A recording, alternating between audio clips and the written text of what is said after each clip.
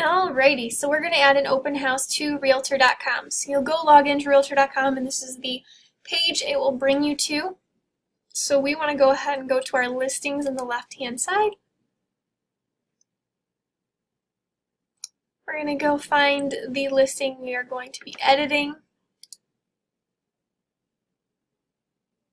We'll select open houses and we will schedule that open house for June 3rd,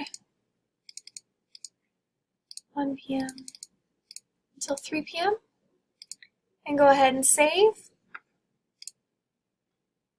Our open houses are now on there. For whatever reason you need to cancel this open house, we'll click change, we'll delete, and save. Again, it should populate automatically.